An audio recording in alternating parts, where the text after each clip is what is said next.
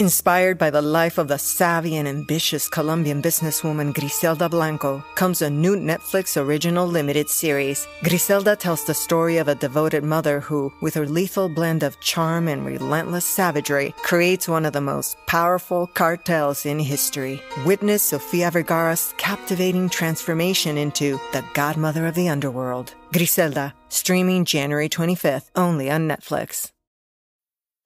Girl, real talk. This whole "it's a new year, time to reinvent myself" trash is not the vibe for 2024. You can find someone who loves you for you, as you are. You don't need to read a stack of self-help books, only eat sad salads, or start meditating at 5 a.m. to be ready for dating.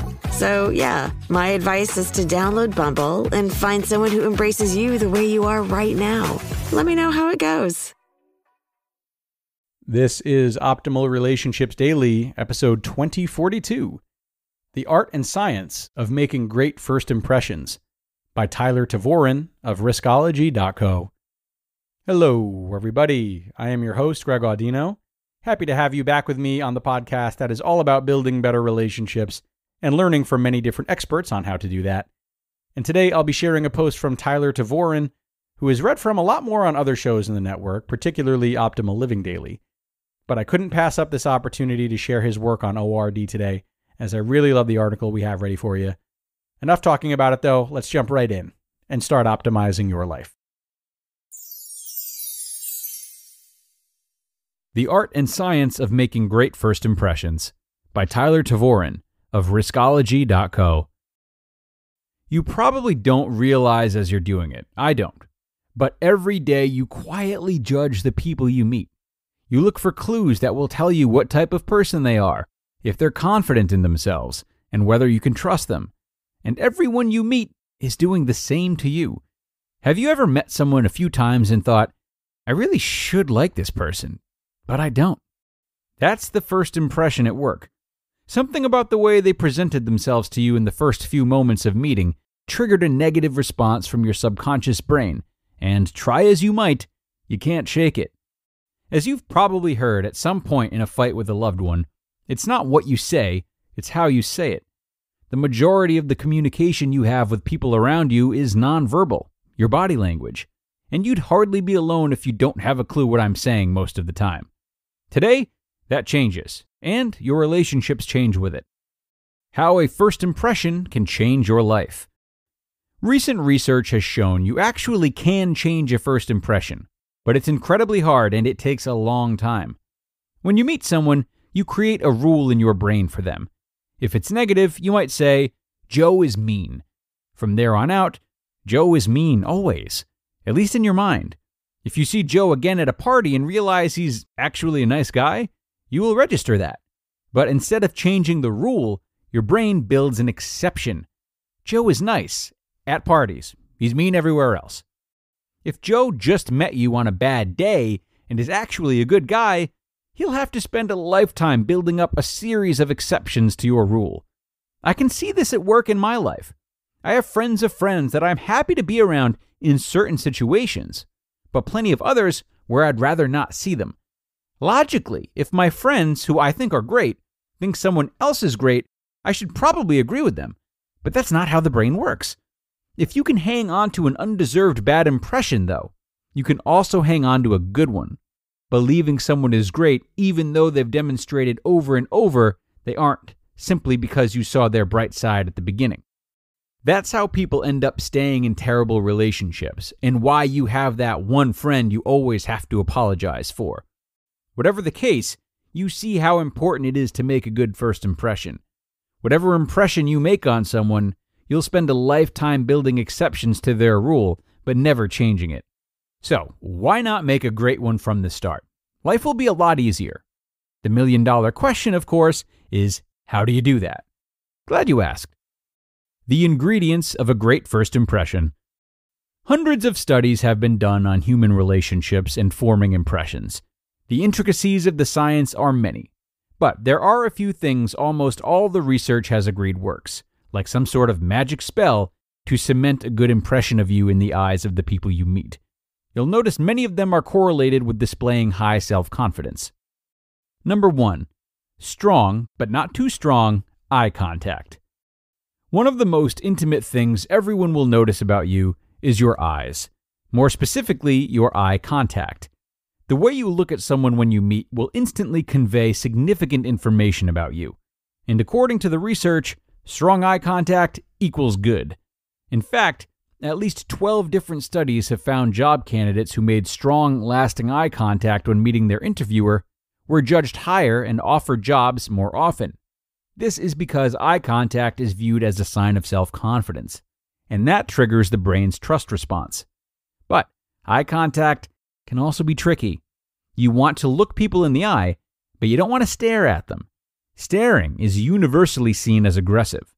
The best thing to do is to look someone in the eye when you greet them, and then return regularly to short but noticeable lengths of eye contact. Don't try to hold eye contact through a full conversation. That would be weird. Number 2, firm handshake.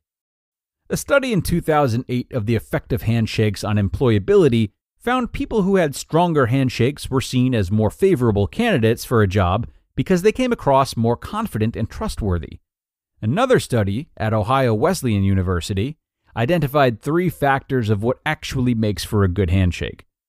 Firm, a good handshake should be firm but not hand-crushing.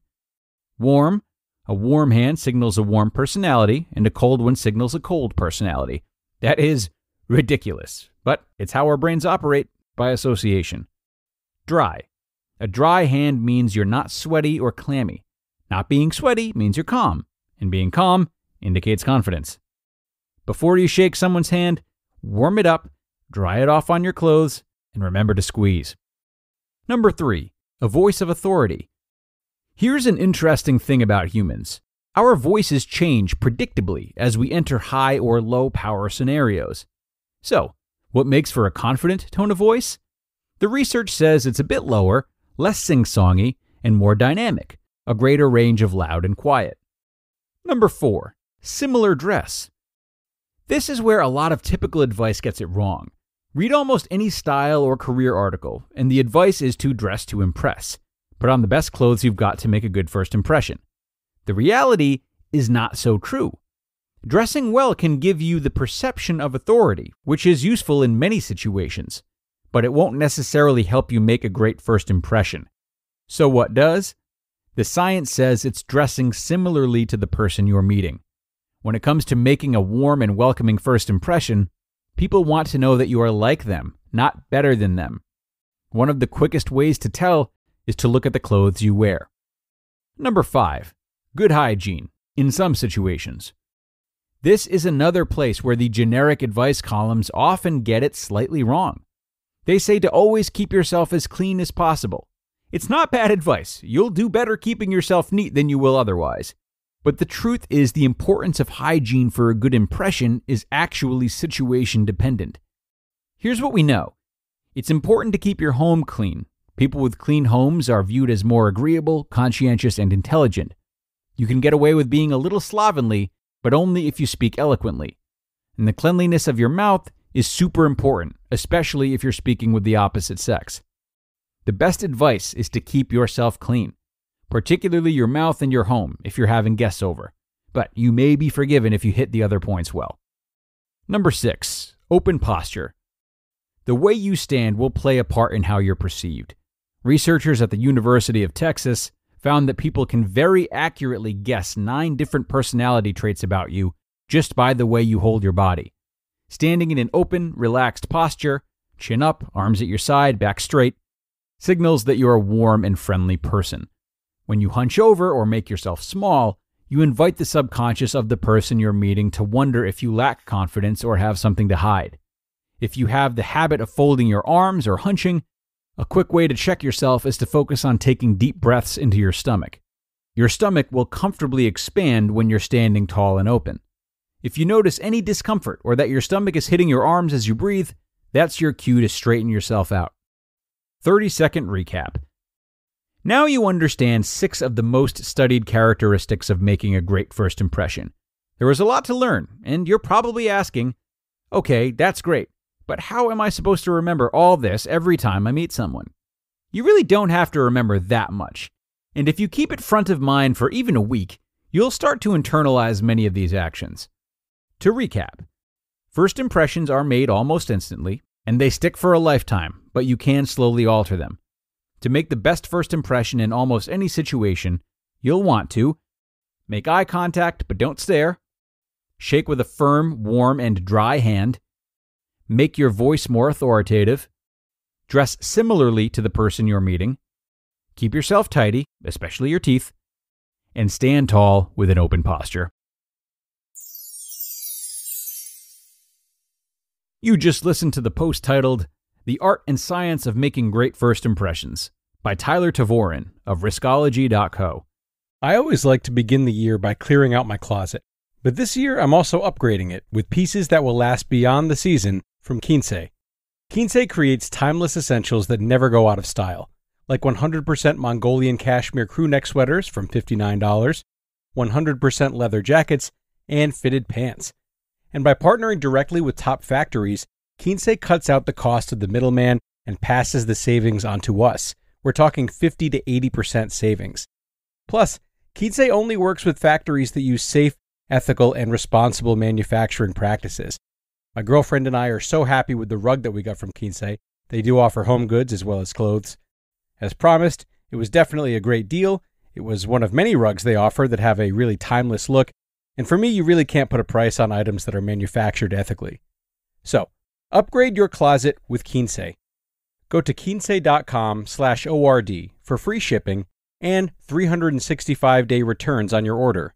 That's QUINCE.com/ORD to get free shipping and 365-day returns. Kinsey.com/ORD. Girl, real talk. This whole "it's a new year, time to reinvent myself" trash is not the vibe for 2024. You can find someone who loves you for you, as you are. You don't need to read a stack of self-help books, only eat sad salads, or start meditating at 5 a.m. to be ready for dating. So yeah, my advice is to download Bumble and find someone who embraces you the way you are right now. Let me know how it goes. Okay, and such a great and informative post from Tyler today. I love that we had a chance to share this one and touch upon a really niche aspect of relationships. It's been a long post, so I won't go on for too long in my commentary. But if I might add a couple of things to this list, which I cannot verify whether or not they're backed by research, I always find myself feeling great after meeting people who show curiosity and ask questions. Yeah, it's no secret that we love talking about ourselves and having our hard work or our beliefs acknowledged. Of course, this is true to varying degrees for different people, but if you can meet someone and show genuine interest in getting to know them and understanding for what they are passionate about, that can go a really long way. Shared interests are wonderful too, but even then, showing true curiosity about how the person you are meeting assesses the interest is really special. And the time will come for them to ask you a bit about your experience with that interest too. Don't worry. So that will do it for today. Thank you so much to Tyler, and thanks to all of you for being here. His work, again, is featured on a lot of other shows in the network, so be sure to check those out. But for now, we are going to wrap up and look forward to another post tomorrow. That's where your optimal life awaits.